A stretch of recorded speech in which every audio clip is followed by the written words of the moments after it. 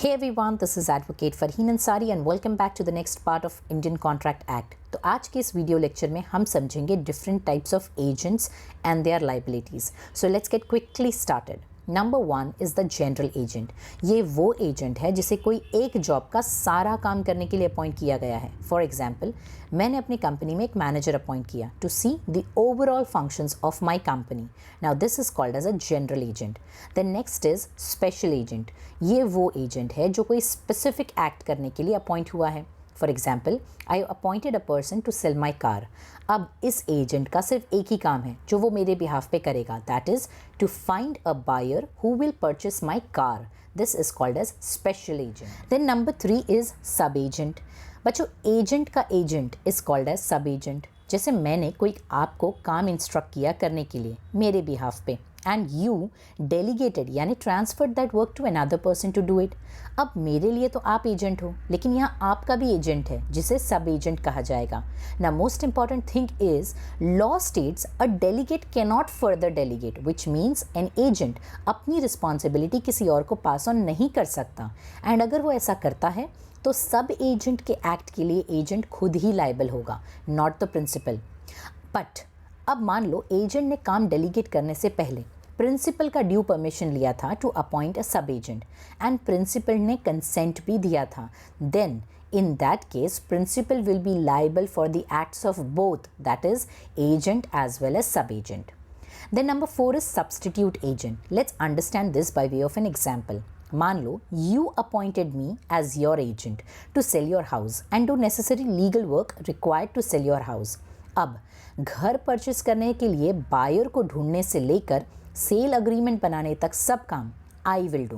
But for registration of agreement, since I do not do the registration work, I suggested you a registering agents name, जिससे आप registration का काम करवा सकते हो. बच्चों, इस केस में वो registering agent would be considered as substitute agent. Now important to understand is here is that for all the acts of substitute agent principal will be held liable. Then number 5 is co-agent. अगर एक से ज़्यादा agent किसी काम के लिए appoint हुए हैं तो वो एजेंट्स आपस में को-एजेंट कहलाते हैं. Next is factor. फैक्टर वो एजेंट है जिसे हम अपने कुछ गुड्स का पोजेशन देते हैं, जिसे वो सेल करता है एंड उस सेलिंग पे उसे हम रिवॉर्ड या कमीशन देते हैं. अब ब्रोकर वो एजेंट है जिसे जनरली कोई चीज़ बेचने या खरीदने के लिए अपॉइंट किया जाता है. ब्रोकर के पास गुड्स का पोजेशन नहीं होता है, वो बस एक इंटरमीडियरी के तौर पे एक्ट करता है between the buying and the selling party, और उसके उस एक्ट के लिए उसे ब्रोकरेज या कमीशन मिलता है. नेक्स्ट इज ऑक्शनर, जिसे during the process of auction appoint किया जाता है. Auctioneer acts like a seller for the principal during the auction and invites bids from the bidder. Next is commission agent. ये वो है जिसे एट द बेस्ट प्राइस पे goods या तो बाय या फिर सेल करने के लिए अपॉइंट किया जाता है. Then the last is del credere agent. ये वो एजेंट है जो कि एक ब्रोकर है. He acts like a sales person.